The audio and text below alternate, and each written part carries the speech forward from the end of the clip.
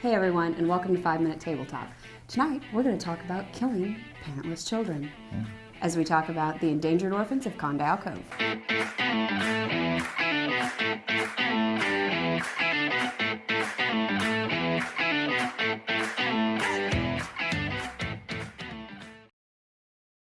How's it going, gamers? Welcome to 5 Minute Tabletop. My name is Scott. And I'm Bree. And today we're going to talk about Endangered Orphans. All right, so welcome to our first date night as we discuss a board game, which is a little different than what we've done in the past. We've mostly stuck to tabletop role-playing games. So we're going to branch out a little, and our first game that we're going to talk about is the Endangered Orphans of Condell Cove, which is by Certifiable Studios. The game was first backed on Kickstarter in 2016. It was October of 2016, and then it was released for general purpose in 2017. Yeah, so what kind of game is Endangered Orphans? So it is a tile placement game-ish with cards. It's 1 to 4 players. It's more of a resource management game, and really it's a gotcha game. It runs about 10 to 30 minutes. You can play by yourself if you want to. Initially, we saw this game at GenCon. I went to look at a game that looked more for my daughter that was called Stuffed, that was also by Certifiable Studios. And then I saw this game, and initially what drew me to it was the art. Jesse Labe is the artist, and when I saw it, I'm like, what is that? It's a cute game. The art in it is very cute, but it's intrinsically very dark, which is kind of why I was drawn to it. So but the game itself, as far as the product, there are hard plastic figures that kind of act as minis that you can move around the board, and then there's the boogeyman, which is a hard plastic figure that's more just for looks. But as far as like the cards that you're actually placing in the game, they're very sturdy, they're well made, and the art is just fantastic. And then you have play mats that are made out of neoprene. They're very sturdy. They're going to go through a lot of wear and tear and hold up to, and the art on them is beautiful as well. Yeah, so as far as the rules go, it's actually really funny. The way that it's written is absolutely hilarious. It's full of dark humor, and the rules are pretty clean. With that being said, it is simple enough to teach a 9-year-old. We taught our daughter. Much to our chagrin. Much to our chagrin, and she was very easily able to catch the whole concept of what needed to be done, and as far as what's going on in the game and the strategy that's behind it. This is a great one for your normie friends as well.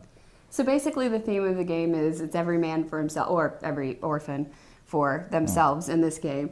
You're basically going through an options deck, and when you run out, you get eaten by the boogeyman.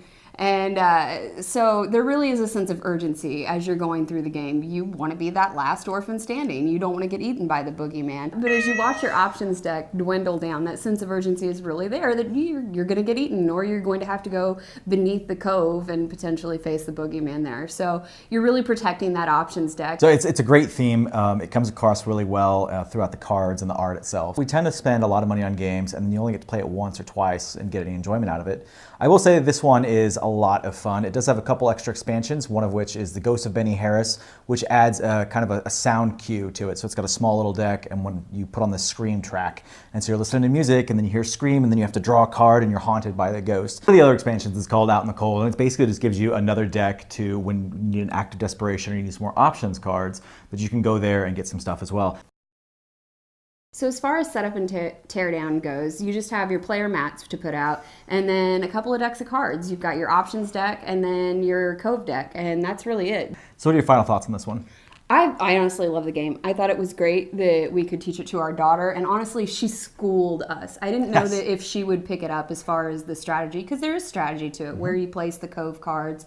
Do you draw from your options deck, or are you drawing from the cove deck first? But she really picked it up, and she just destroyed us.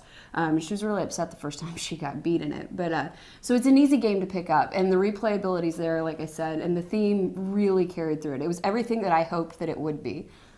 Yeah, it's a fast, fun, dark-paced game.